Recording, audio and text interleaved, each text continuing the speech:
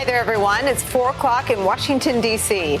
After an overnight decision by the U.S. Supreme Court, everything has changed. The U.S. Supreme Court, in a 5-4 decision, for all intents and purposes, has greenlit the reversal of Roe v. Wade, not just in Texas, but potentially all across this country. In refusing to block the draconian near-complete ban on abortion in Texas, the Supreme Court has signaled its approval for what is the most restrictive abortion law in the country. In their 5-4 decision, the court let stand a Texas law that doesn't merely ban almost all abortions, even in cases of rape and incest. It also lets private citizens enforce the law by allowing strangers to sue anyone suspected of helping a woman get an abortion. New York Times describes the court's decision like this, quote, "The majority opinion was unsigned and consisted of a single long paragraph. It said the abortion providers who had challenged the law in an emergency application to the court had not made their case in the face of complex and novel procedural questions.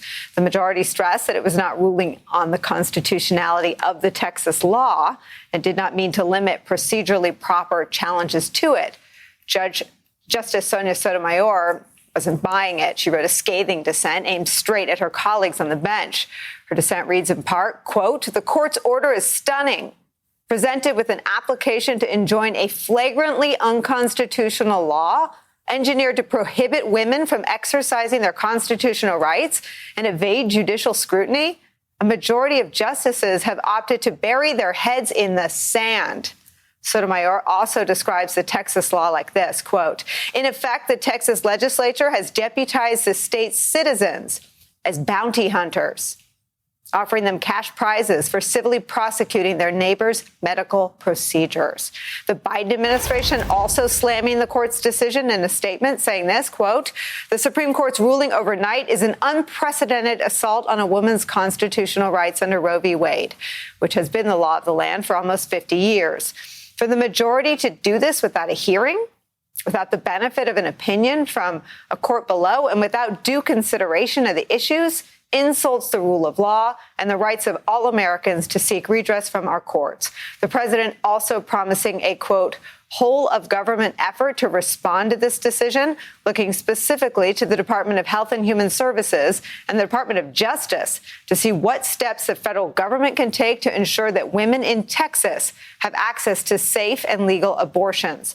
The court's decision last night is part of a larger battle playing out all across the country right now. If you didn't already know, now you do. 97 laws restricting abortion have been passed in 19 states since January of this year, in what is the biggest wave of abortion restrictions since Roe v. Wade was decided in 1973. Later this year, the Supreme Court will take up a case challenging one of those restrictions, a Mississippi law that bans all abortions after 15 weeks. The Supreme Court's decision to let the Texas abortion law stand and the future of abortion rights in America is where we start this hour. Former Congresswoman Donna Edwards is here, a Washington Post contributing columnist and an MSNBC contributor.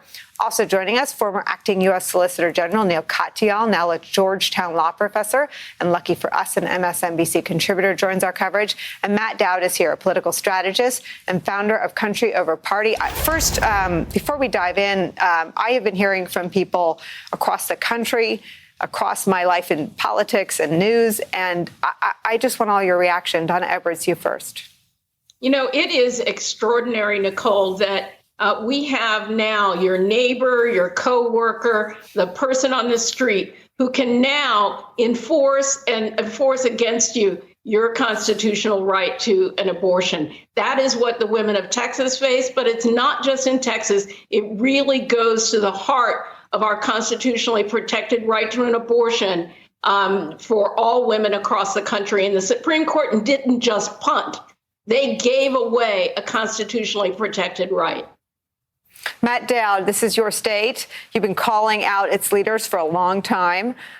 With this law, I described it with Neil yesterday as a medieval state of affairs. It feels like gender apartheid on the medical front for women. What's going on in Texas? Well, I woke up this morning and I stayed pissed off, I have to say, and I'm still angry about this.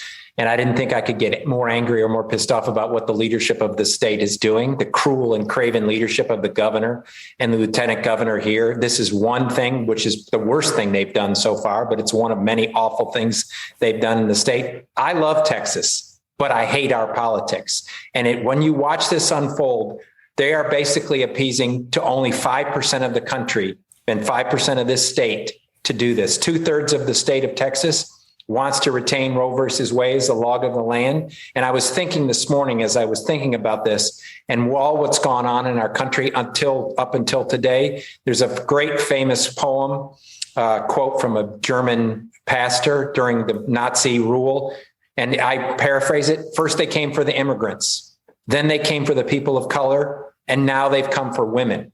And until we all understand that when these attacks on the constitutional rights of one part of our population affects all of us, we're not going to get anything done on this. And so to me, this is a complete example. Right now, today, women occupy, 160, 170 million women in this country. There's 15 million women in Texas that now in Texas, they now have no other option other than to try to go out of state to actually practice a constitutional right they have. And so in the end, will this affect wealthy women or wealthy parents of daughters who want this to happen? No, it's not going to affect them because they can afford a plane ticket to Colorado or New Mexico or wherever else they want to go. This is going to affect not only the most vulnerable people of our population, the most vulnerable women of our population, but the population of our country that is the working class of the country that can't even afford a traffic ticket if they're in the finances they're in. And so to me, another attack, we cannot take our eye off the ball anymore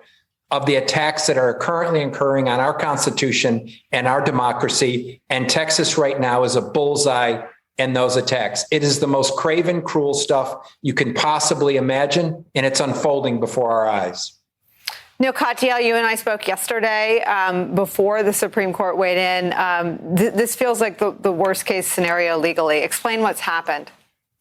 Yeah, it's 100% right. And your lead-in was totally right. The Supreme Court has green-lit the overruling of Roe versus Wade overnight. Abortion clinics right now in Texas are basically closed to most patients. And what the Supreme Court said is okay for Texas will now be the green light for other states to do the same thing and enact the same kinds of restrictions. So just to back up for a second, for all of our lifetimes, basically, since 1973, the Supreme Court, by a 7-2 decision in Roe versus Wade, and then reaffirmed time and again, have said there's a right to an abortion, that you can get an abortion, that states can't restrict it from up until the 25th week of a woman's pregnancy. And Roe versus Wade was 7 of the 9 justices were Republican appointed, but still that was the law of the land. And it's always been until overnight.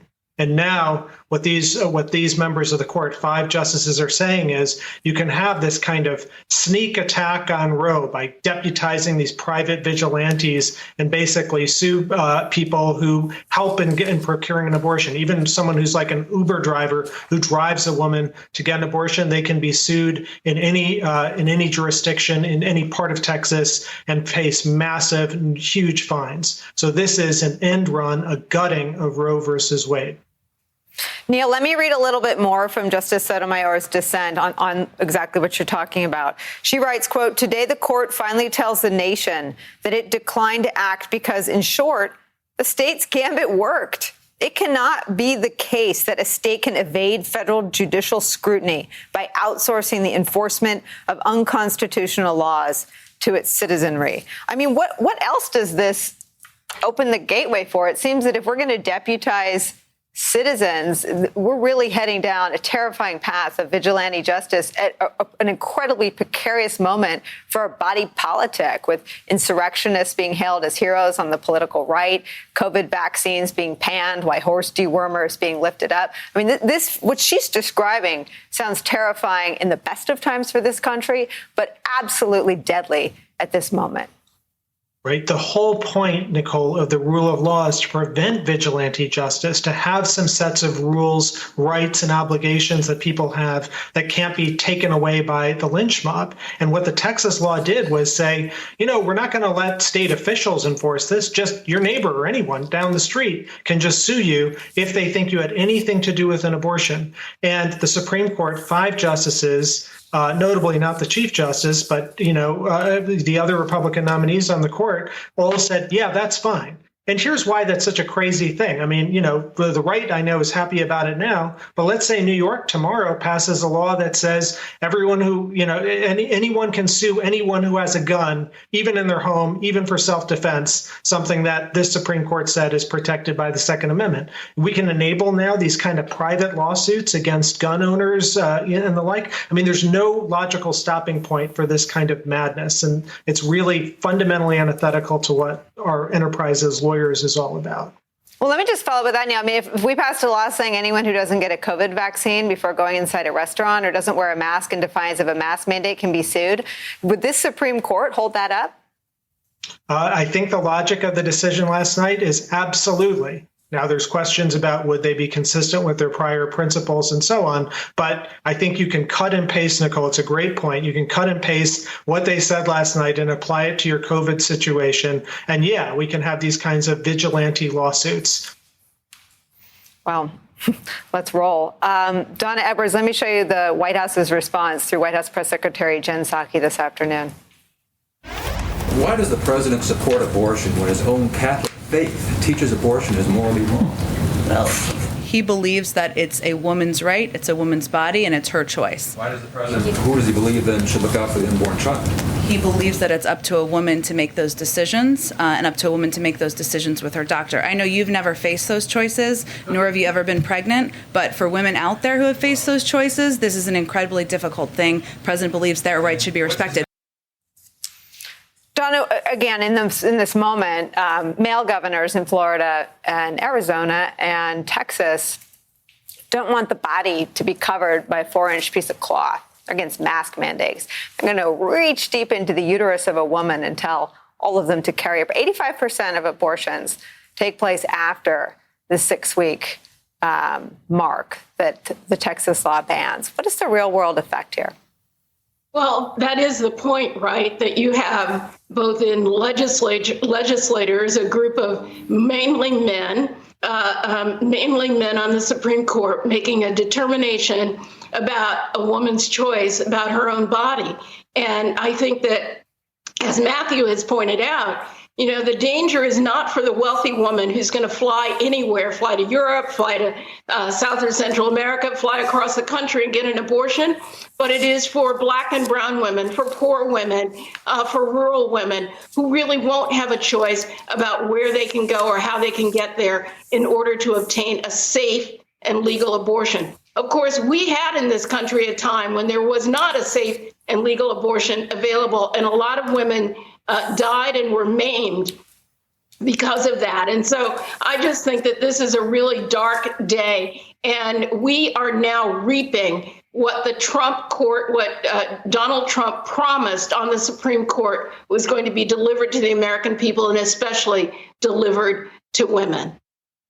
Yeah, I mean, Matthew, it is like the ex-president reached from beyond his political grave and is still having his way with women in America. And it's already happening. I was just handed a note. South Dakota's governor, how do you say it? Noam Kirsty? No.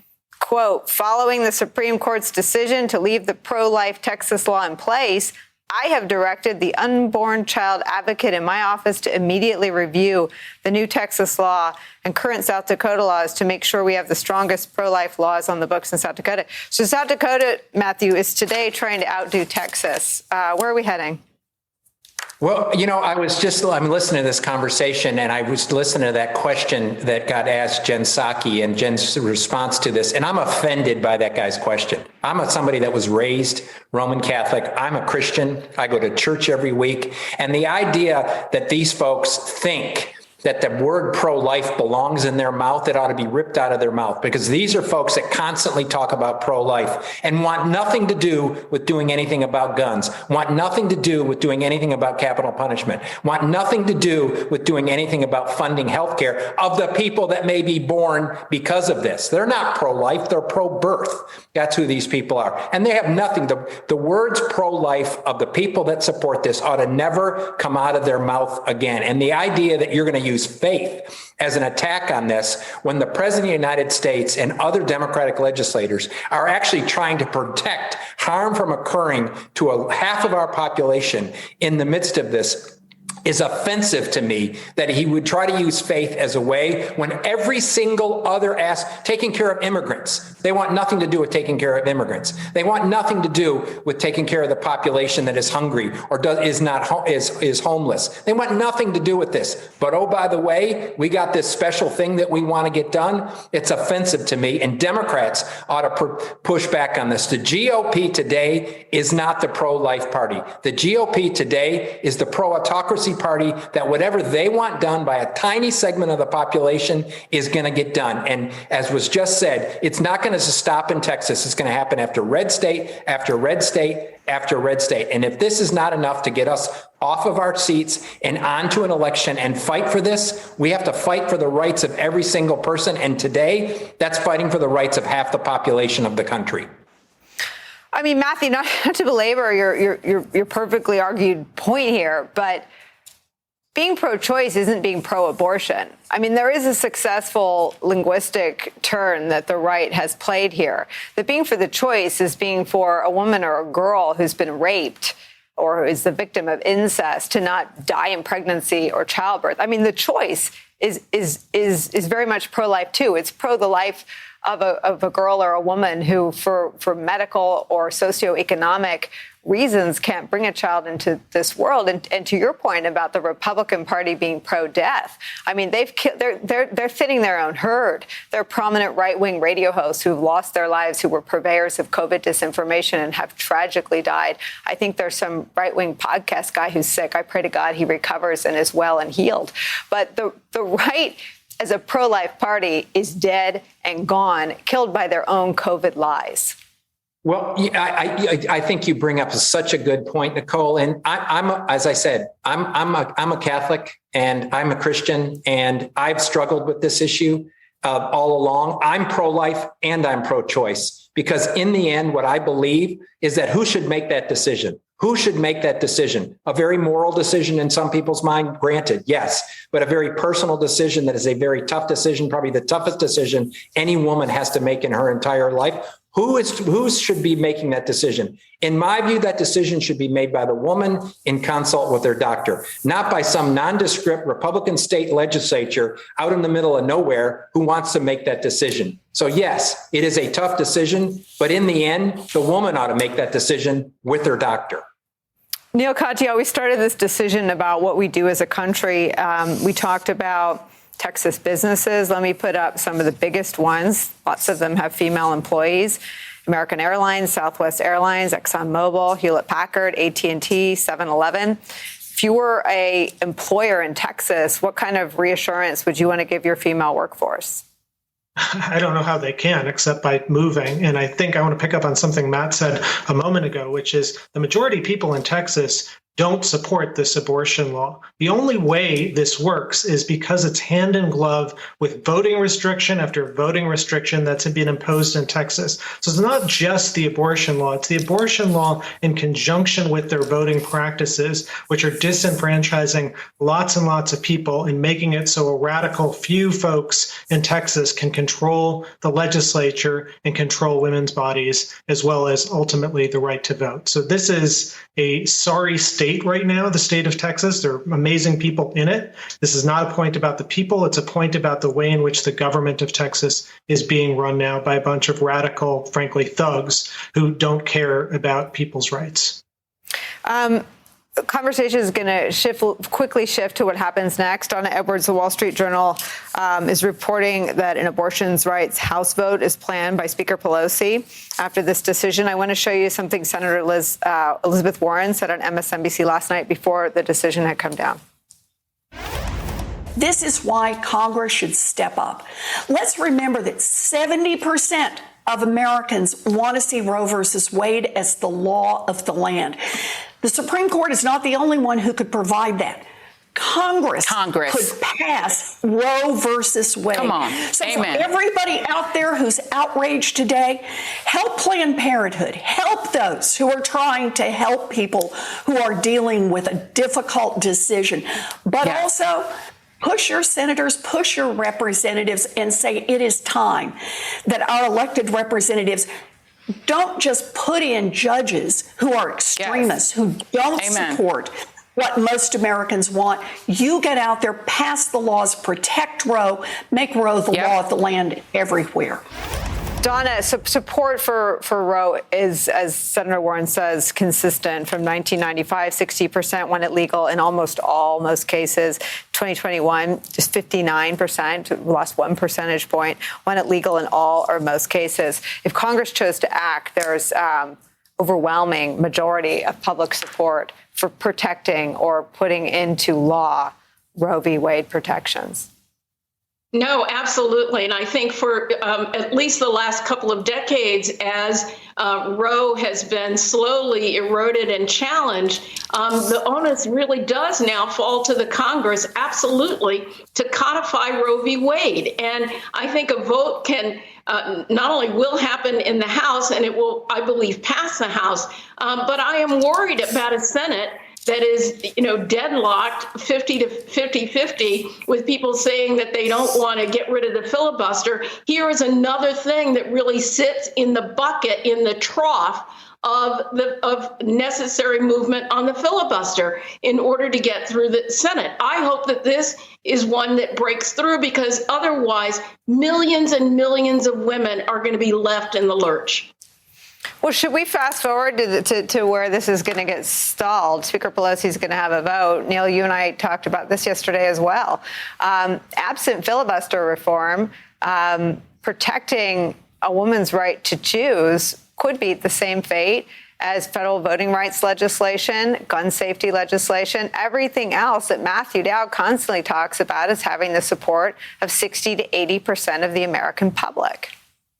But, Nicole, I think the difference is here, you don't need to have some massive filibuster reform that's across the board or whatever. You can have a surgical thing limited to this case and this decision. And here's why. The only reason the decision happened last night is because the Republicans nuked the filibuster for the 3 nominees to the Supreme Court, Gorsuch, Kavanaugh, and Barrett. Without them breaking the filibuster rule themselves, we wouldn't be in this position. None of them got 60 votes. So if you can do it for that, and this would be my argument to Manchin and the Senator Sinemas of the world, if you allow the Republicans to do it for that, massive lifetime appointments to the Supreme Court, which have now overturned the most important decision in our lifetimes, then you should be able to do it for a narrow piece of legislation that redresses that and restores the democratic equilibrium in which person after person, these overwhelming majorities of 70% and so on, support Roe versus Wade.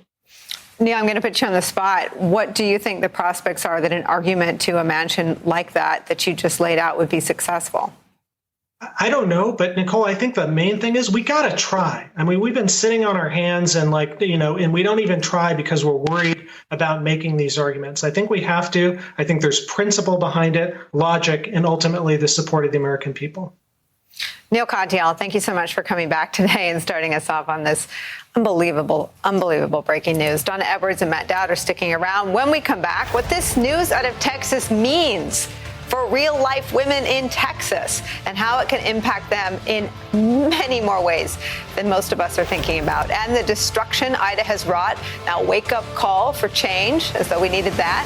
Record-shattering rain, the untold amount of damage to homes, our infrastructure, as the death toll, too, continues to rise. Extreme weather is here to stay, and it's shown this country is not ready to respond to these climate shocks. The governor of New York State will be our guest. Plus, later in the show, intel warnings about another January 6th looming. All those stories and more when Deadline White House continues after a quick break. Don't go anywhere. We're just getting started. Turning now to the impact, the new normal for women. after Texas's new near-complete ban on abortion. From the Texas Tribune, gut-wrenching accounts of women yesterday finding out it was too late. Quote, at the Whole Woman's Health Clinic in Austin, the waiting room was empty by Wednesday afternoon.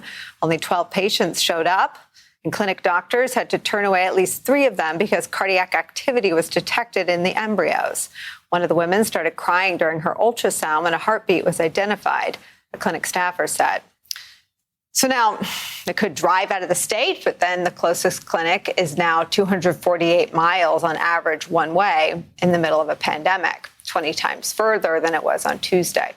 Joining our coverage, MSNBC medical contributor Dr. Kavita Patel, former Obama White House health policy director, whose background includes working with women and protecting their reproductive freedoms. Donna Edwards is still here. Dr. Patel, your reaction to what happens next for women in Texas? Oh, Nicole, it's not only tragic and unconstitutional and everything we've been using, but this has been brewing for years. It's very clear every single turn that can be taken in Texas has been done to kind of deny and strip now, not just women of their rights, but now there's a bounty on the heads of any clinician, any physician, or any person who even tries to help. And that really feels like a line too far. I have colleagues, I trained in Texas. My colleagues have all said, thank goodness we left that state. And there's part of me that thinks, no, we need to go back and we need to fight. But that'll mean probably ending up in jail. And that's exactly what we're looking at. And I can't believe in 2021, this is what's happening. Yeah, I mean, it has taken this medieval turn that this is life for women in one of the biggest states in the country. I want to read something you flagged for us about abortion restrictions leading to higher rates of maternal and infant mortality.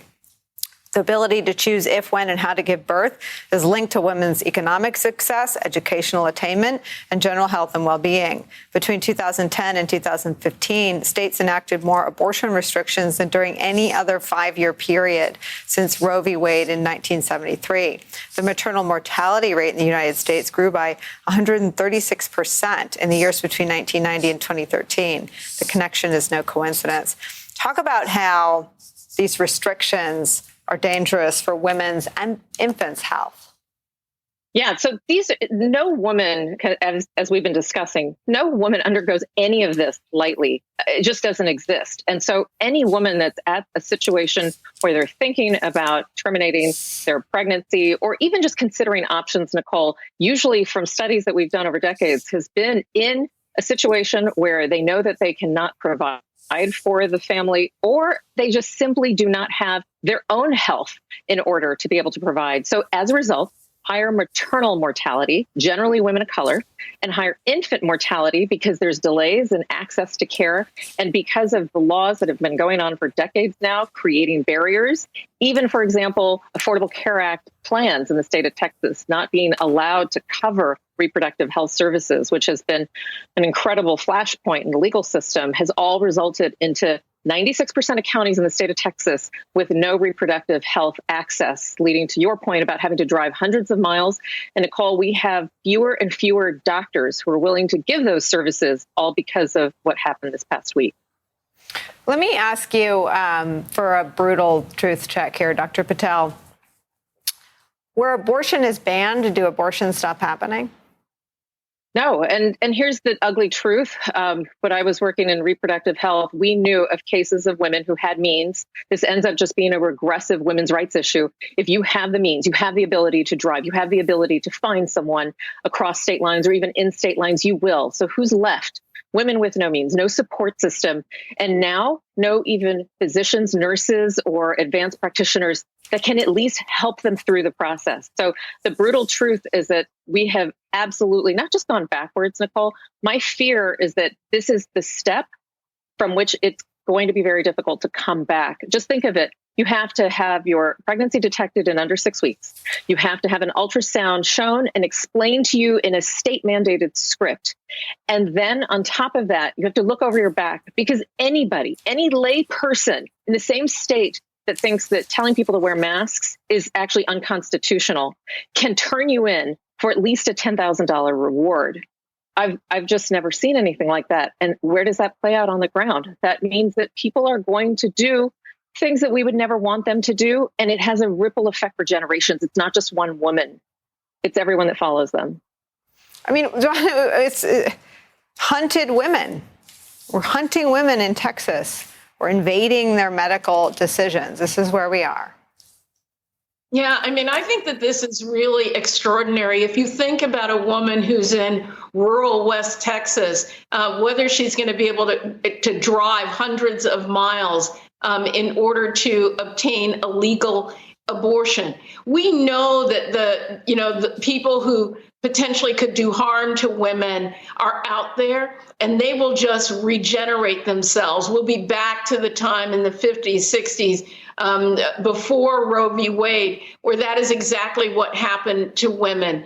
And we'll be back in a situation where a woman no longer can decide for herself when and how and whether she wants to have children, that then can lead to her potential economic success, making a decision later in life than to have a child. I mean, this is really an extraordinary thing that has been done in Texas, and I just don't think it is going to be limited to Texas, which is why it frightens me. I have lived as an adult my entire adult life where Roe v. Wade was the law of the land and where the constitutional right to an abortion was protected. Generations of women who are now grandmothers have grown up just like that. And this really just turns back the dial. Donna Edwards, Dr. Kavita Patel, thank you so much for being part of our coverage of this. I'm really grateful to you both. Up next for us, incredible water rescues like this city bus in Staten Island, New York, submerged in the rain last night after the remnants of Hurricane Ida brought deadly and paralyzing flooding at a shocking pace. We'll talk with the governor of New York about the recovery efforts and how getting everything back up and running is going to go. That's next.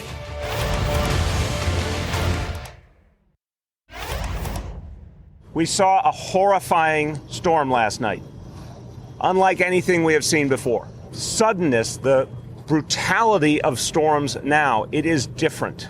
This is the biggest wake-up call we could possibly get. Last night's record-shattering rainfall, it broke a record literally set 1 week earlier. That says to me that there are no more cataclysmic, unforeseeable events. Global warming is upon us. When you get 2 record rainfalls in a week, it's not just coincidence. Woe is us if we don't recognize these changes are due to climate change. Woe is us if we don't do something about it quickly.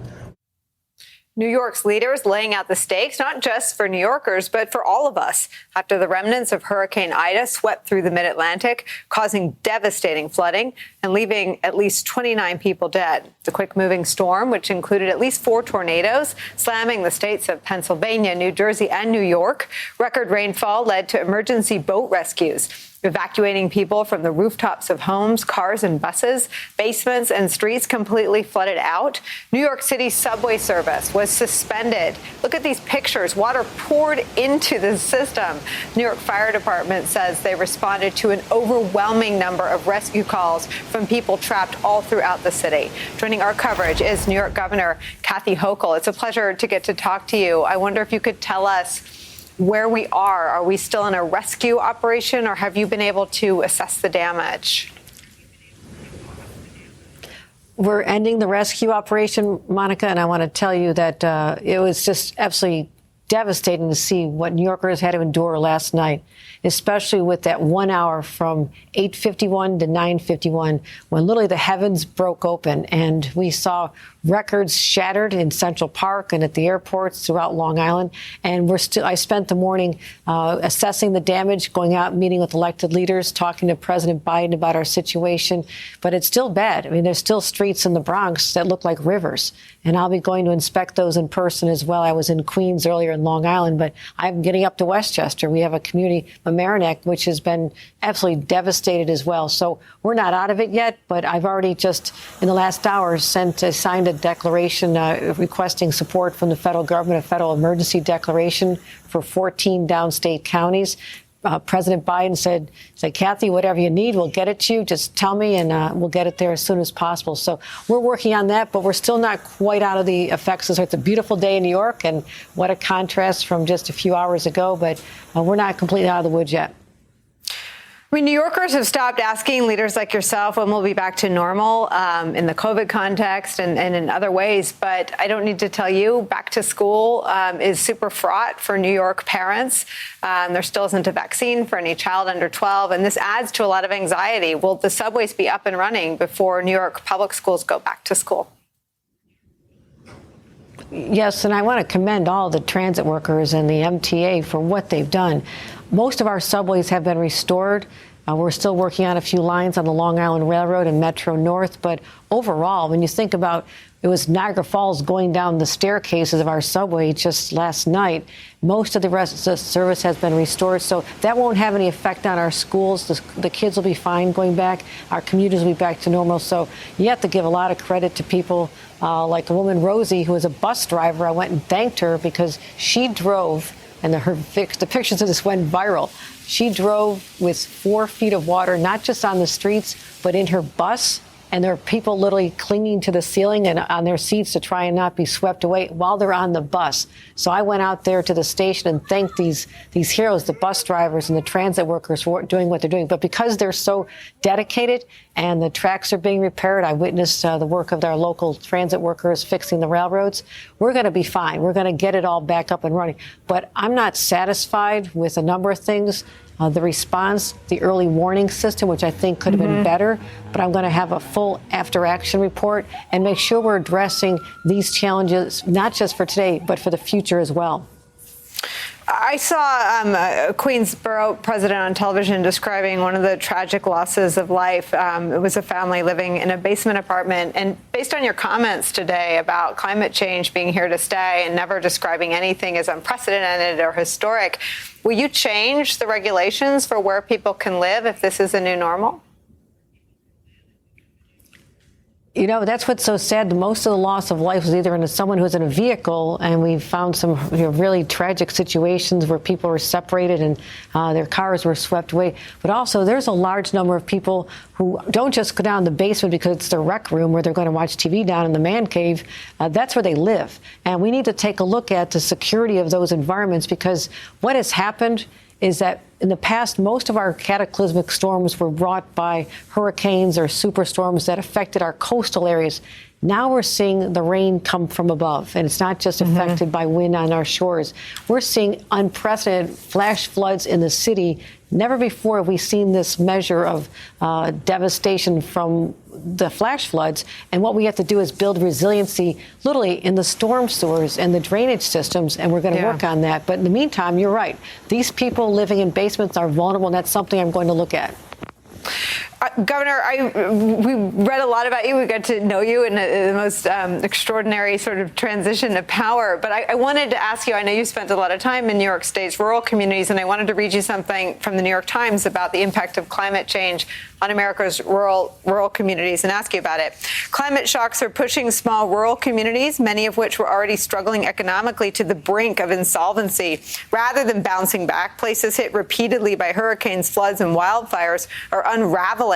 Residents and employers leave, the tax base shrinks, and it becomes even harder to fund basic services. I wonder if you can speak to the toll that climate change is taking on communities outside of New York City, the things maybe we're not seeing on the news today.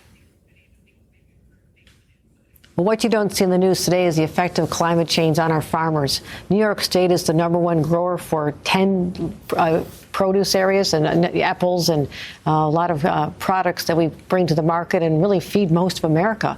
And as a result of climate change, we have had cataclysmic events affecting our farmers as well. So they're a big part of our upstate economy. So I'm concerned about that. I've had a lot of conversations with them. But also, we are trying very hard to build resiliency in downtowns. We've had small downtowns just hours from New York City be swept away with, the effects of climate change when the rivers overflow flow. We have to build that resiliency. But I have spent my last 7 years as lieutenant governor traveling every corner of the state. I've been in their downtowns. I have launched many economic development initiatives to get people to stay, to rebuild our downtowns, particularly our small communities, and bring businesses back there, and as well as students who, many of whom go to our local colleges. Our SUNY system is enormous. Many of them are in small towns, but how do we get the students to stay? So you're raising an issue that I've been laser focused on for many of my years of public service, and I'm very much aware of the challenges we face, but I know how to get the job done. Governor Kathy Hochul, thank you for taking the time to talk to us on a day like today. We're grateful. Thank you very much.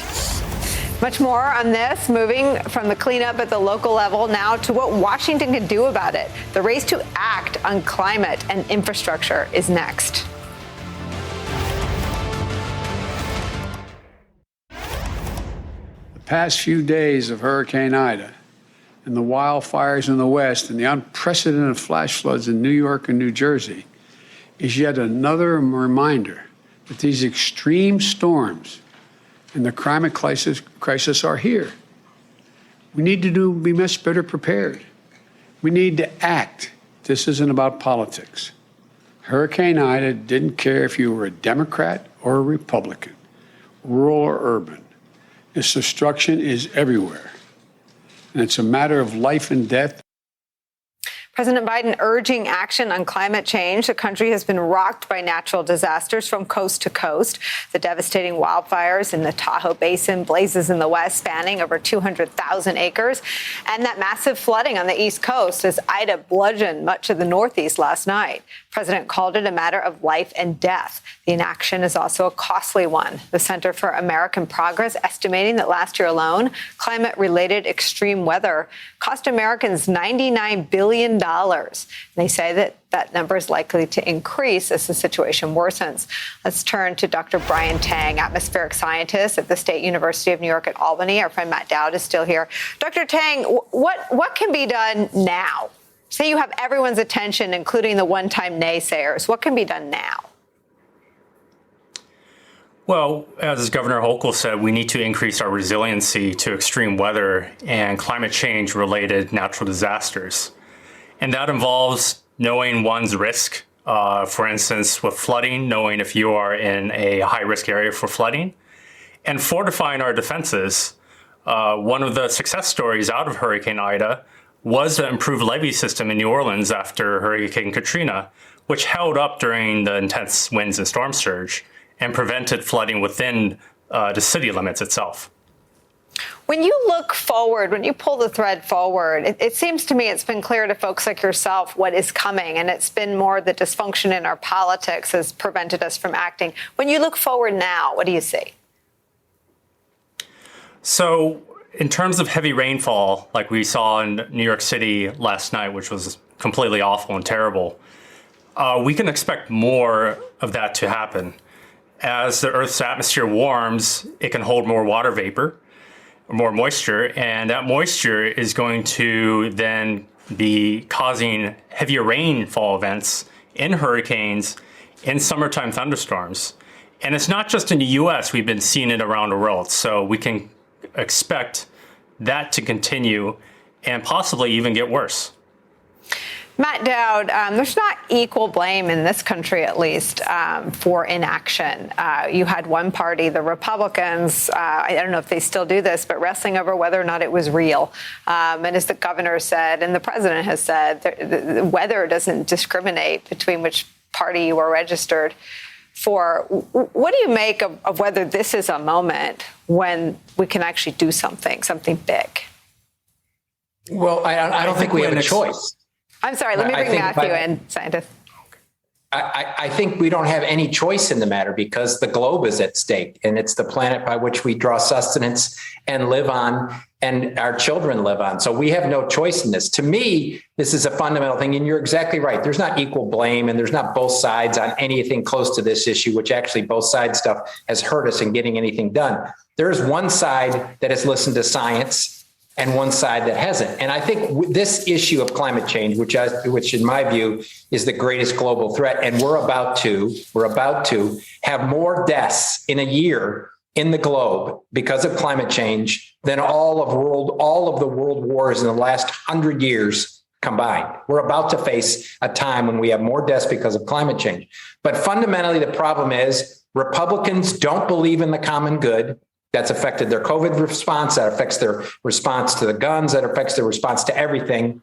They don't believe in the common good, and they discount science. And when you don't believe in the common good and you discount science, we end up here doing nothing about climate change in our time. We are fast approaching, unless we fundamentally do something in the next 12 to 24 months, an irreversible problem that we're going to be facing this week, every single week. And it's going to include droughts. It's going to include deaths. It's going to include freezes. It's going to include all of that. And until we elect people that believe in science and believe in the common good, we're never going to do anything about this until we do that.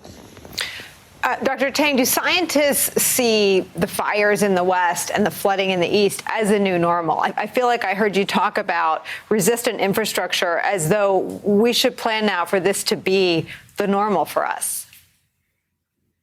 Yes. Wildfire scientists and climate scientists agree that the escalation in megafires and the extension of the wildfire season is in part due to climate change. And the flooding, the increased extreme rainfall that we're seeing in hurricanes, in thunderstorms, is also the fingerprint of climate change. So it's in our best interest to start taking the steps needed to harden our infrastructure and protect life and property against these natural disasters. Matt Dowd, we started this show talking about your state. I mean, I'm just thinking of your power grid going out, the extreme weather in Texas. There's so much control in state and local leaders. What are your hopes that anything will change where you live? Well, I think local leaders are responding in many ways in the forefront of all of this with integrity. They're responding it on this. They're trying to figure out ways to help their citizens related to climate change. They're doing all they possibly can. They've done it. We had 700 people in Texas die because of the grid. And you know what the state legislators and the GOP response to that was? Make it easier for corporations to charge consumers more. That was their response to the grid failure in our state. They didn't do anything to buck it up. They didn't make the corporations do improvements they needed to do. They just made it easier, if they were going to do something, to charge consumers more. And so I think that we have a shot here in Texas at electing people in 2022 that actually believe in science and believe in the common good and can do something on us. But we all have to wake up to this and the idea that we're faced with this. And there is a huge chunk of GOP leadership that wants to do nothing to fix this monumental problem. Dr. Brian Tang and Matt Dowd, thank you both so much for being part of our coverage. The next hour of Deadline White House starts after a quick break. Don't go anywhere. I was appalled that you, our country's elected leaders, were victimized right here in these very halls. That attack, that siege, was criminal behavior, plain and simple, and it's behavior that we, the FBI, view as domestic terrorism. The problem of domestic terrorism has been metastasizing across the country for a long time now, and it's not going away anytime soon.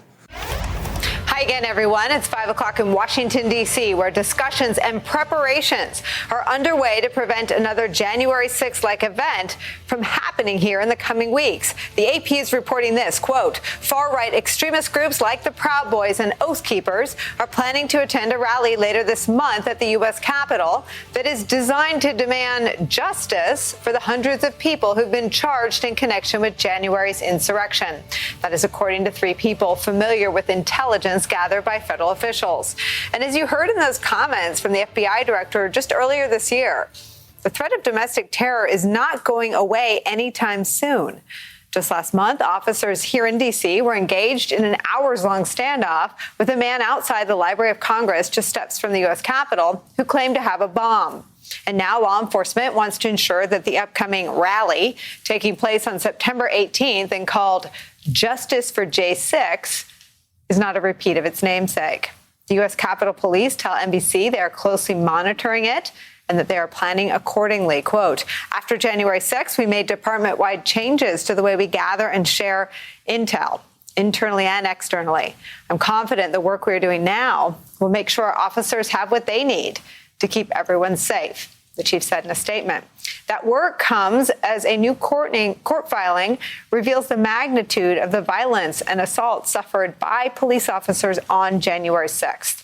The federal prosecutor in charge of evidence collection efforts for the U.S. Attorney's Office in D.C. writes this, quote, based on a review of the body-worn camera footage conducted by our office, the footage displays approximately 1,000 events that may be characterized as assaults on federal officers.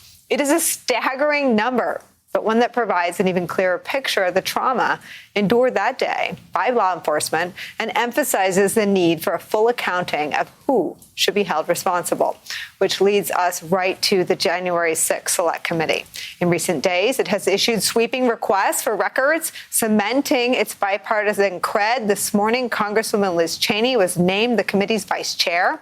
In the statement announcing her role, Chairman Benny Thompson said this, quote, her leadership and insights have shaped the early work of the Select Committee, and this appointment underscores the bipartisan nature of the effort. While Cheney's work is receiving praise from those across the aisle, her reception from within her own party has not been warm. Today, Congressman Andy Biggs sent a letter to Minority Leader Kevin McCarthy calling on Cheney and Adam Kinzinger, the other Republican who serves on the Select Committee investigating January 6th, to be removed from the GOP conference completely. Remember, Liz was already stripped of her leadership post. Biggs wants her out. Republican conference meetings are an opportunity for elected House Republicans to come together, he writes, and strategize the most effective path to push back on the radical policies of Speaker Pelosi and the Democrats. Many of the coming discussions will likely revolve around our defense against the Democrats perpetuating the false narrative that January 6th was an insurrection, and how to protect our own from their legally questionable investigative methods. Congresswoman Cheney and Congressman Kinzinger are two spies for the Democrats that we currently invite to the meetings, despite our inability to trust them. If he weren't in Congress, someone would get him help. The slow-motion insurrection and frantic efforts to stave off more violence aimed at police from far-right extremists and supporters of the GOP is where we start this hour with some of our favorite reporters and friends. Charlie Sykes is here, columnist and editor-at-large for The Bulwark. Also joining us, Carol Leonnig, Washington Post national reporter and co-author of the book, I Alone Can Fix It. And Clint Watts is here, former consultant to the FBI Counterterrorism Division, now a distinguished research fellow at the Foreign Research Institute. Lucky for us, all three MSNBC contributors. So, Carol, all four of us have covered this. We have talked about this. We've talked about for Republicans to turn on law enforcement was one milestone. Now to try to purge Liz Cheney and Adam Kinzinger from being Republicans in Congress is another one. Do you think it ultimately succeeds? Well, I mean, already the Freedom Caucus and Republicans that are lined up with that group have basically declared that Liz Cheney is not a Republican. It's funny because, I mean, clearly her appointment as vice chairman of this committee was an effort to establish bipartisanship, to show that there are Republicans and Democrats who care about an attack on democracy, who want to get to the bottom of what led to the insurrection, what fomented it, what role some lawmakers may have had in that fomenting. However, it's not that bipartisan because it's between the Democratic Party and the old and discarded Republican Party.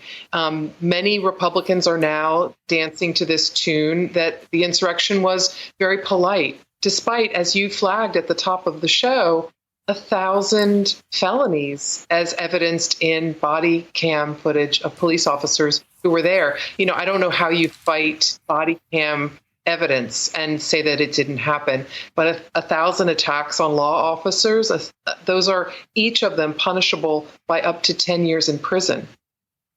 I mean, Charlie, we're either a country that cares about political violence or we're a country that doesn't care about political violence. And I don't know if it works if we're a country where one party cares very much about political violence, not just aimed at them, but aimed at Mike Pence.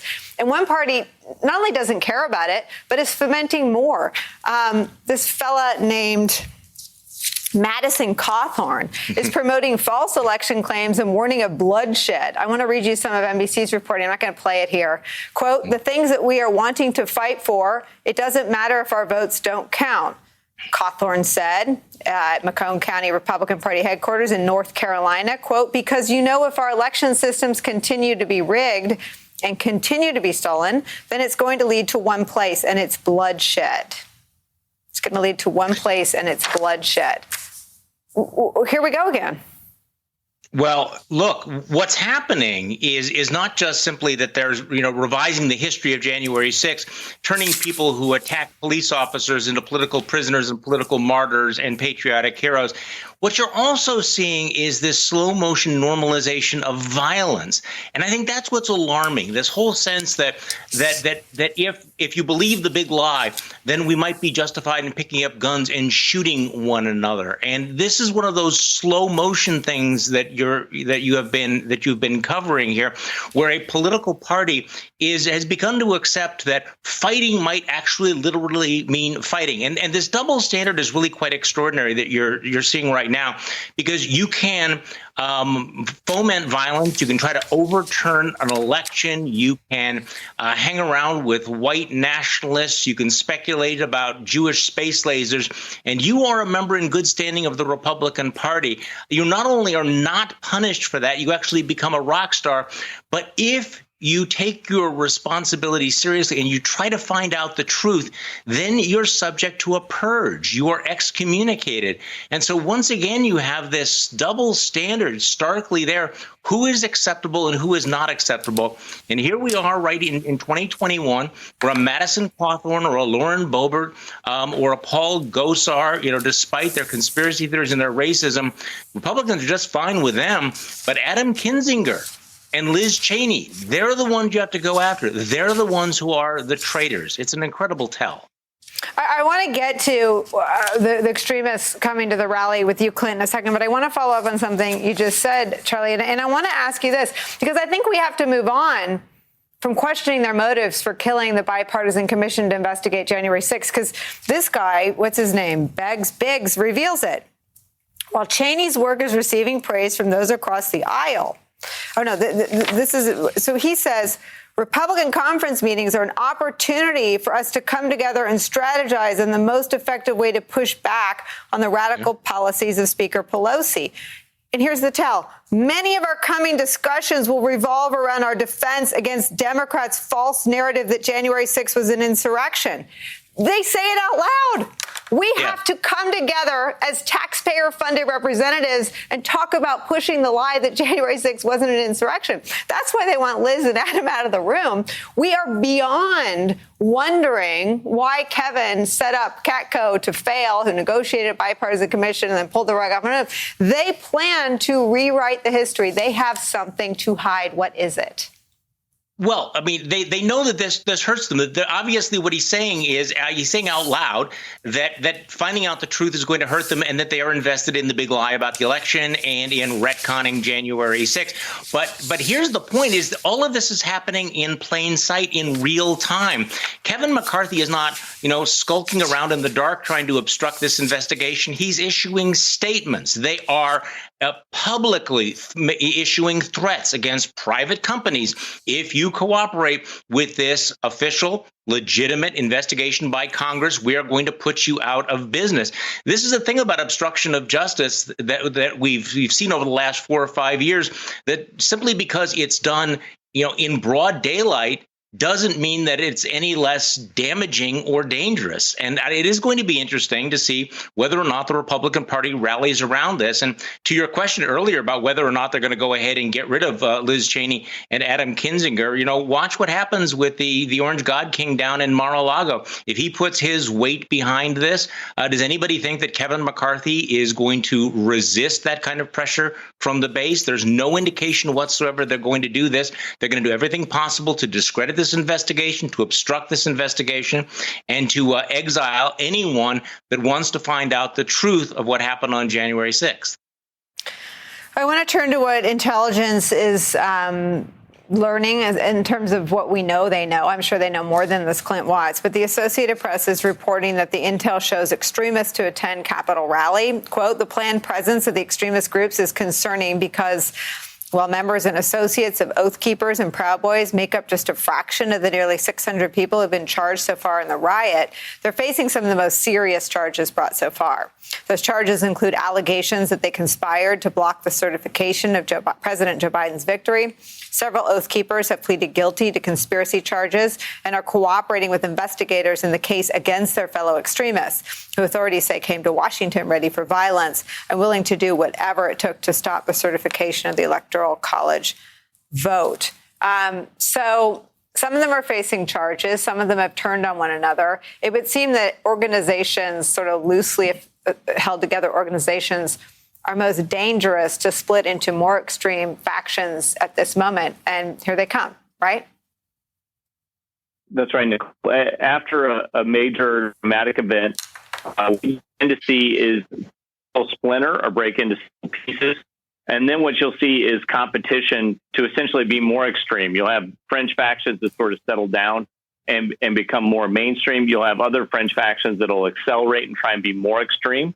This sort of making a show of yourself is a way to track the most extreme-seeking members to your cause. And September 18th is a vehicle to do that. These are people that are doubling down on it. And we've seen lots of calls for rallies at the federal level, the state level. This is the first one that's gotten a lot of attention for a couple reasons. One, you have elected officials again, like Madison Cawthorn, that are calling for activities in and around September 18th.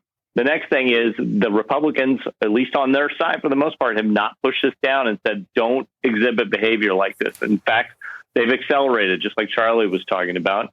And so when you see that come together, you see organization, the next thing I look for is, okay, is there the paraphernalia? Is there talk about organization? And you do see that in some of the channels, particularly with the Proud Boys, where French chapters of the Proud Boys are accelerating again. And they're not just talking about the nation's capital, they're talking about state capitals as well.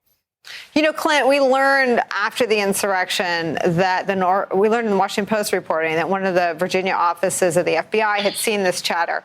What is available in terms of what is happening online where some of these groups talk about these things, or have they gone underground after January 6th? It's been a mix, Nicole. Some have gone to platforms like Telegram, MeWe, some of the less police platforms that are on the fringe. You do see them going towards those, and then you do see them going to private, more closed channels. The trap for extremist groups is it's very hard to radicalize and recruit and hide at the same time. And so they have to come out into the open to really keep their movement going. That's where you see these more national sort of organizations, these umbrella organizations of Proud Boys, Oath Keepers, 3%ers, where they start to discuss where the loyalties lie. And you see some chapters moderating and saying, hey, we're just a local group that supports gun rights or a men's drinking club. And you see other groups, you know, they're actually moving towards the extreme and rebranding. So you can see this organization sort of happening. What you can't see, which scares me the most, are the younger white supremacists who operate in more closed channels. These are groups like the Base, other Adam Waffen type fringe groups. These are the ones that are the most scary. They're not going to show up at September 18th. But they can show up at a time and a location and inflict mass death. And I think that's where you'll hear Director Wray talk about there's really two threats there. There's the insurrectionist kind of threat, and then there's the white supremacist kind of threat. And sometimes they overlap in those online spaces. You know, Carol, I want to read you some reporting in ProPublica that suggests that this phase may be phase one, that moving into controlling our elections may actually be the ultimate goal. ProPublica is reporting this, heeding Steve Bannon's call. Election deniers organized to seize control of the GOP and reshape America's elections. They write this: presidential losses often energize party activists, and it would not be the first time that a candidate's faction tried to consolidate control over the party apparatus with the aim of winning the next election. What is different this time is an uncompromising focus on elections themselves. The new movement is built entirely around Trump's insistence that the electoral system failed in 2020 and that Republicans can't let it happen again. The result is a nationwide groundswell of party activists whose central goal is not merely to win elections, but to reshape their machinery. You saw the earliest shape of this effort in the firing of Chris Krebs, lifetime Republican, who guaranteed that our election was, quote, the most secure election in American presidential election history. So what they're dismantling is a system that works to put in place a system that could be manipulated. How do we protect against that? Well, I'm a reporter, not a political activist, but I would say that reshaping of the machinery began basically on January 8th. All sorts of parties in different states, as the Post, the Times, and many other news organizations have been reporting in real time, have been working hard to basically limit the amount of people who can vote and make it more likely that votes can be challenged. And interestingly, that most likely lower income people or new entrants to the rolls, the voter rolls, can be challenged and rejected. These were things, just ironically, that Donald Trump asked various states to do, like Georgia. Hey, can you reject all the votes where the signatures don't match up exactly right? You know, these are things that he wanted done after the election to try to throw swing states in his direction. And the party in different states is completely heeding his call, like a call and response. And they are now putting that into effect. As for whether or not there's a way to protect against it, vigilance, I would say, good reporting in those communities. And then, of course, Democratic Party activists have to do what they have to do. Again, I'm not an advocate or an activist. I think disenfranchising people generally is a bad idea, and people should be alerted to the incredible alacrity, the pace of this work. We are in August, and so many states have already begun this effort of reshaping the machinery for the most secure election we've ever had. And Chris Krebs was famously fired roughly 48 hours after saying that.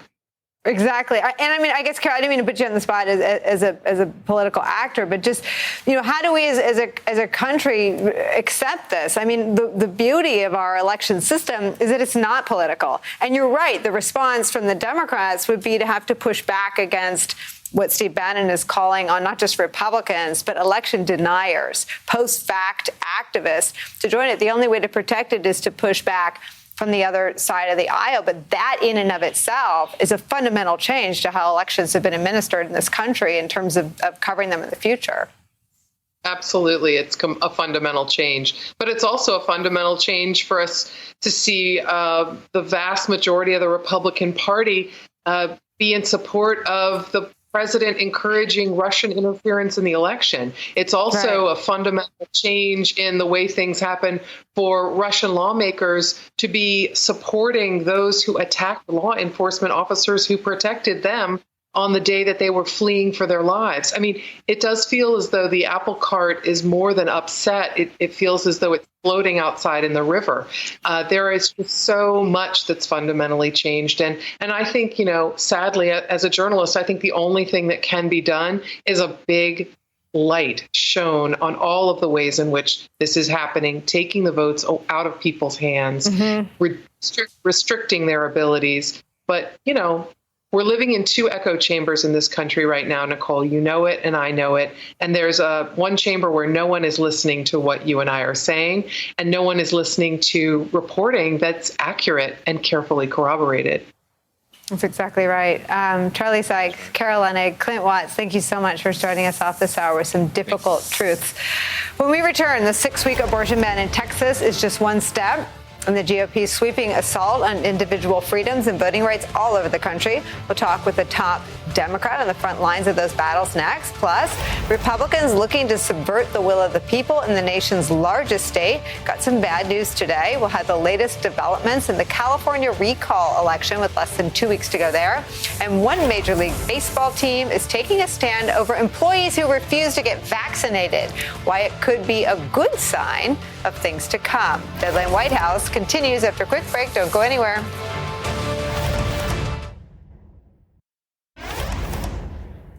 So what exactly does the ground game look like, state by state, in the GOP war on democracy? Well, in Texas, we've been discussing, it includes an extreme anti-abortion law deemed unconstitutional by Supreme Court Justice Sotomayor. It outlaws 85% of abortions there. In Georgia, it means dismantling local election boards and potentially replacing them with partisan actors. In Florida, Texas, Arizona, and other places, it means bans on mask mandates in schools that would keep kids and teachers safe from COVID. And in Michigan, Republicans are trying to overhaul voting rights with a petition drive to add strict ID requirements and ban unsolicited absentee ballot applications, mirroring legislation already passed by the state's Republican legislature. Our next guest calls their attempts an escalation in the battle over the future of our democracy. Joining us now, Michigan Secretary of State Jocelyn Benson. We've talked to you throughout the year about the Republican disinformation around the election result, about the war on democracy. It feels like we have our best picture at how broad that effort is. And I wonder your thoughts and reflections on this last week. I think this has been a tough week. It's been, in some ways, a demoralizing week to see the extent to which a minority of lawmakers, of justices, of others will go to silence and work in contrary to the will of the majority. And that's happening in multiple different ways, and it's having multiple ramifications. But the bottom line is we live in a democracy where the best way we can ensure that the rules of the game and the policies being made that affect everyone are the best policies possible is to have all of the people's voices at the table and represented. That's what democracy is about. And we now see, in reaction to this high turnout election in 2020, real attempts to, in Michigan, work through a loophole to overturn the very policies that the majority of voters have embraced to ensure we have such high turnout and levels of engagement in Michigan. Tell me what the fight is in Michigan. I mean, we've covered the fight in Georgia, which was essentially a steamrolling and a real effort to enact everything that the ex-president had wanted done in November of 2020. In Texas, there was resistance from the Democratic state representatives who came here to Washington, but ultimately, again, a steamrolling. What's happening in Michigan feels more like a two sides pushing against each other. Is that accurate? And tell us what's happening. Well, in Michigan, we have a Democratic governor who's vowed to veto any attempts to make it harder to vote or more difficult to administer elections in Michigan. So noting that, there has been an attempt, and there is an attempt to work around that by gathering the signatures of about 4% of the voting age population, about 300,000 citizens, to enable the legislature to adopt new laws that make it harder to vote in Michigan and harder to administer elections without having to seek a governor's signature. Now, also in Michigan, we have constitutional protections for things like the right to vote from home. And those constitutional protections were also enacted by a majority of voters in 2018 on both sides of the aisle. So the conflict really is between the majority of voters who say they want options to vote and to vote securely, and a minority of lawmakers who are trying to undermine those rights. And the bottom line is that it's also a conflict between truth and lies. What we've seen throughout this year, an effort to either rely on the truth that our democracy works, that it's secure, that the high turnout we saw last year was actually a great success, and an effort to deceive voters by overturning those results of the elections and now deceive voters into potentially overturning the very policies that enable us to have such a successful election in 2020.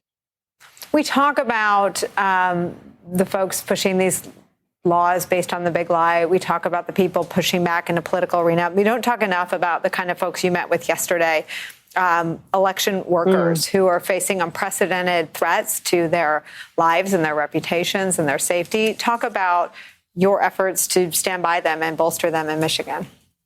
I think we have to remember that on the front lines every day in Michigan and around the country are thousands of election administrators who are simply working to ensure that every voter, regardless of where they live or who they vote for, has an election system that they can rely on and votes that they can be confident are counted securely.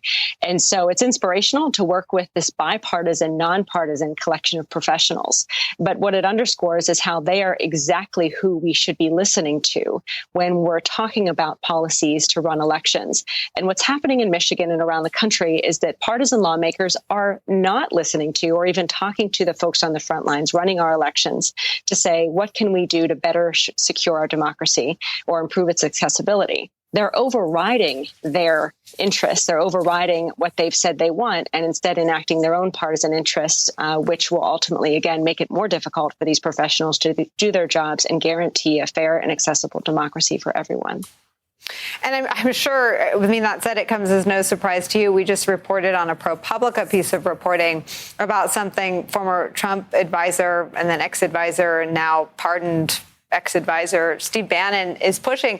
And that is for proponents of the big lie and all of the anti-democratic measures sweeping many states. As you said, your Democratic governor and you are a bulwark against those things. But they now plan to run big lie purveyors as election workers and in some of these posts where they could influence the administration of elections. Can you talk about the danger that poses? Yeah, this is the issue that I think, to me, keeps me up at night the most. I mean, we can work to ensure that we're protecting the security of our elections and ensuring their accessibility, that everyone can vote, even if it's harder to ensure everyone can vote with these draconian policies that are being passed. But one of the reasons democracy prevailed in 2020 was because good election administrators on both sides of the aisle did the right thing. They protected everyone's voice and the results of the election, even if they disagreed with them. And what could happen in 2024 if these efforts you just mentioned are successful is that the very people that we need guarding our democracy could be replaced by individuals who are willing to allow partisan agendas to drive the determination of how election results are protected or administered. And if that happens, then we are in a very serious position where it is easier for partisan officials who don't like the results of the people's will to simply block and overturn the people's will and impose their own. If that happens, democracy dies. And I'm going to do, and I know others are going to do everything they can to fight against that. But here's the thing. The thing that has kept democracy alive throughout the history of our country has been good people stepping up and staying engaged. And the thing that ensures that it will wither on a vine is if people check out and don't try to defend it. So every single viewer of your show, every single individual, regardless of your partisan affiliation, needs to step up at this moment to speak out in defense of our democracy, in defense of these election administrators who work as professionals to protect everyone's vote. And if we do that and we elect administrators and we support administrators who put people first above party, then we've got a chance at protecting our democracy and ensuring that it remains alive in our country. We appreciate your bluntness. If that happens, democracy dies. Michigan's Secretary of State, Jocelyn Benson, thank you so much for spending some time with us today. When we come back, a little bit of good news for Democrats hoping to beat back a highly unusual attempt by Republicans to remove a sitting governor. That story's next.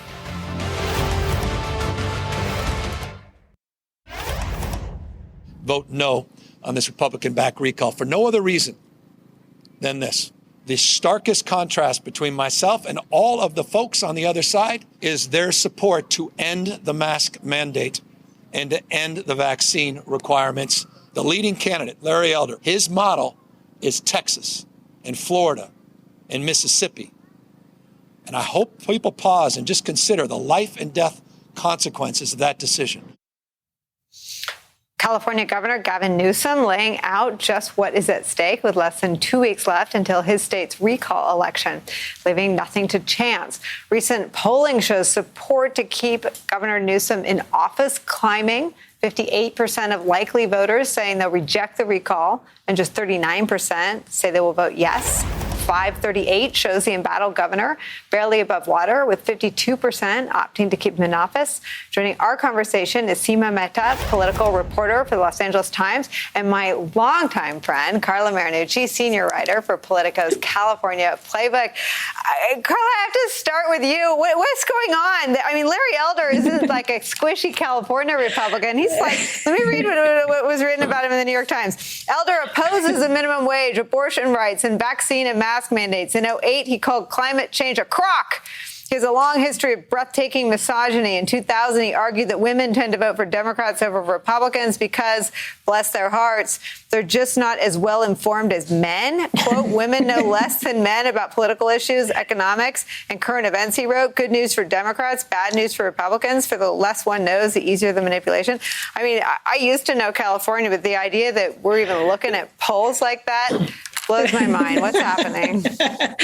I mean, look, Larry Elder has been a gift to Gavin Newsom in this recall, Nicole. You know, Democrats were hitting the panic button back in mid-August when the polls showed this to be almost a dead heat. Now, these latest polls are very much in his favor, 19 points. And it's now a referendum, not on Gavin Newsom. It's a referendum on COVID, as you mentioned, his handling on COVID. And he's been able to contrast with Larry Elder and all of the Republican candidates who want to roll back the mask mandates, the vaccine mandates, at a time when California is doing very, very well, a quarter of the positivity rate of Texas, and has administered more than 18 million shots in any other state. So right now, it's all about Delta, the Delta variant, and Gavin Newsom is using that and aiming straight at Larry Elder and the differences in these two candidates. Seema, my sense is that polling on recalls is not a perfect science. Polling's never a perfect science. We all three of us know that. But what is the trend line that makes the governor confident now? And is there any risk that it shifts? Right. Well, polling is really, really hard because this is an election unlike any that we've ever experienced before. First of all, every Californian got a mail-in ballot. We're voting in September in an off year when people are just finishing up their summer vacations or sending their kids back to school. You don't have a history of voting at this time. So polling in this is incredibly difficult. But the poll that came out from PPIC today, certainly that was good news from the governor in terms of what appears to be a growing gap and a greater enthusiasm among Democrats than we were seeing earlier. The other thing we've seen the vote by mail that's already come in, and twice as many Democrats have returned ballots as Republicans. However, there is weakness for the governor here because young voters and Latino voters in particular are voting at far lower rates than what he needs to see. And this is a problem. Every time it's not a presidential election, these are groups that are more difficult to turn out. So I think that we're really going to see the campaign focus on getting young and Latino voters out in these closing weeks.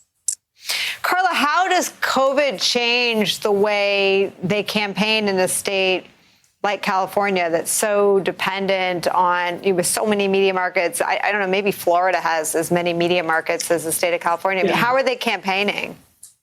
I mean, when you talk about a state with 40 million people, we watched Gavin Newsom come to San Francisco today. He's going to his base. But yeah, they're doing it with masks on. They're doing social distancing.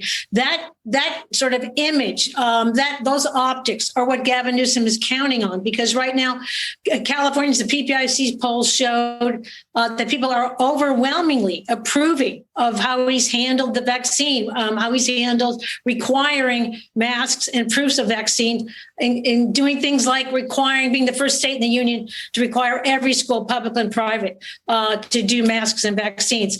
Those are the kinds of things that are making the difference, I think, for him right now. I mean, as Seema said, there's a lot of variations here in California. And when you talk about the media markets, it's it's a huge state, but Newsom has more money than all the other candidates combined. He's got about $70 million in the bank. He can afford to go on the air and do most of this campaigning right from the TV set and online. And that is exactly what they're doing.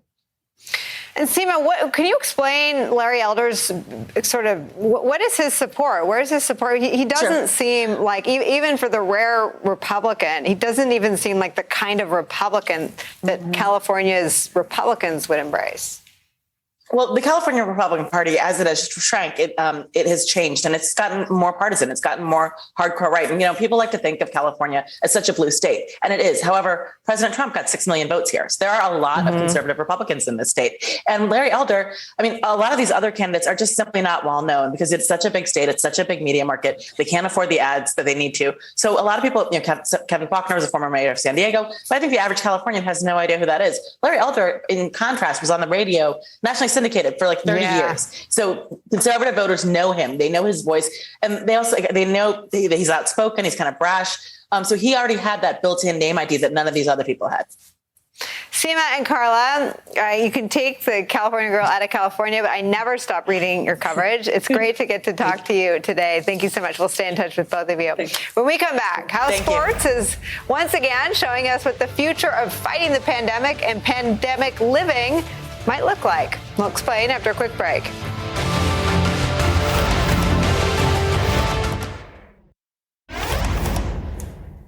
In mid-August, the Washington Nationals made a pretty big decision, telling employees, the non-playing ones at least, that they had 2 weeks to provide proof of vaccination of at least a first shot or some kind of medical exemption for not doing that.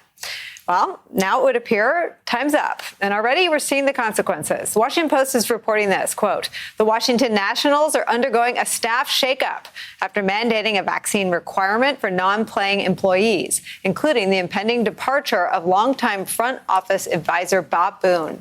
The Nationals also told 8 scouts that their contracts will not be renewed for next season. That's according to multiple people familiar with the situation, with 2 of those decisions based on an unwillingness to comply with the vaccine mandate. Meanwhile, the NFL begins its season a week from tonight with its own COVID protocols. Unvaccinated players are subject to strict daily testing and run the risk of team punishment. A breakout among unvaccinated players could result in that team having to forfeit a game. Let's bring in our coverage. Mike Schmidt, New York Times Washington correspondent and MSNBC contributor. You've covered baseball. Tell me what we see and what we don't see about how baseball has dealt with a vaccine requirement, not just among their front office staff, but among their players. So there is about 15% of the game of players that do not want to get vaccinated. And baseball has really struggled to get these folks to take the shot. Now, that problem has extended to some front offices where folks like Boone or scouts or such have not wanted to get the vaccinations.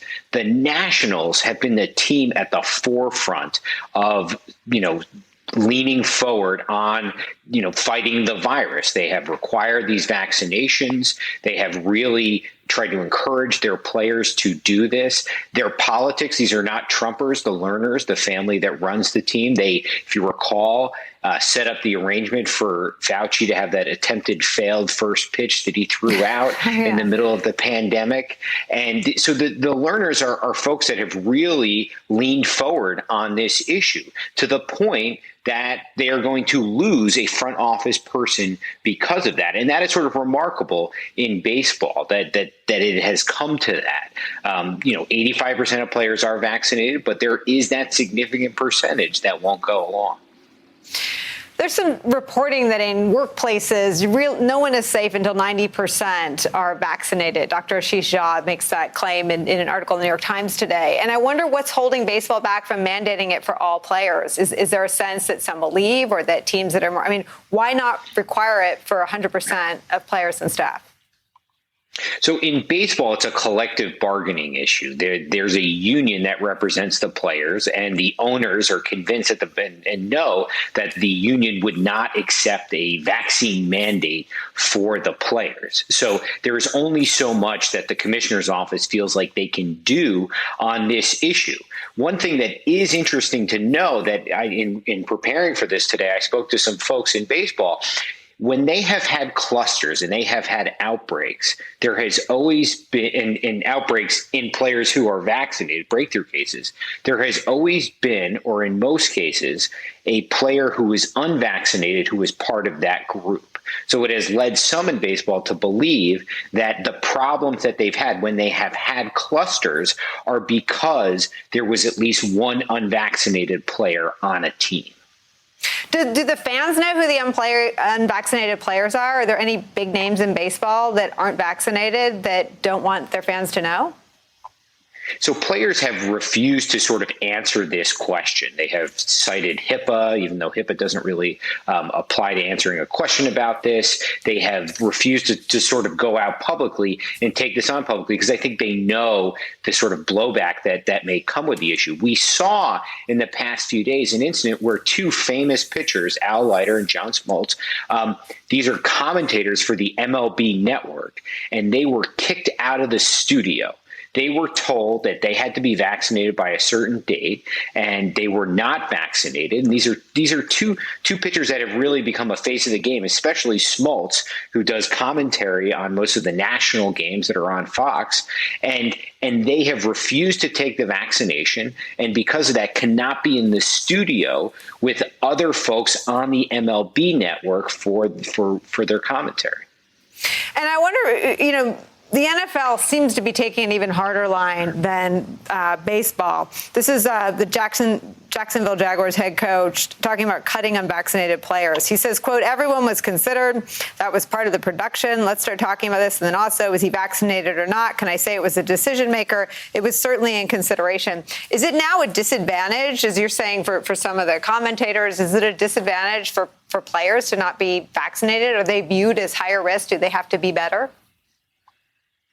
Well, I'm not sure how cut and dry the issue is. Baseball has had an issue for many, many decades with its players union, where baseball feels it can only go so far to compel players. This was an issue 20 years ago when they first tried to do steroid testing. There was a intense negotiation, and eventually the owners really had to push with the help of Congress and a lot of outsiders along the way, pressuring them to do this, to get players to get tested. My sense in this case is that the commissioner's office says, well, if you don't want to get vaccinated, that is your fault. That is your problem. And there's only so much we can do about that, and only so much that we are going to fight to force you to do that. And if you test positive, then that is your problem. And that is my sense of this, about how the commissioner's office views this issue and how far they're willing to go to get all of get from 85% to 100% on vaccinations. And 85% is still well beyond the American public. Mike Schmidt, thank you for sliding back into your baseball reporter days and spending some time with us on these new stories. Quick break for us. We'll be right back. So folks of this show already know this. Manhattan District Attorney Cy Vance will retire at the end of the year, but still his work investigating Donald Trump's finances presses onward. The latest today, a grand jury appearance for 2 Trump Organization employees. According to the Washington Post, Vance's office served subpoenas on Tuesday, one of them to Security Director Matthew Calamari Jr., who happens to be the son of the organization's chief operating officer. While it is unclear what they want to ask him about, it is important to remember Vance has Trump's tax returns, and while Calamari's attorney says his client has nothing to hide, it is surely a development worth keeping an eye on, which we will do. Quick break for us. We will be right back. Thank you so much for letting us into your homes during these extraordinary times. We're grateful.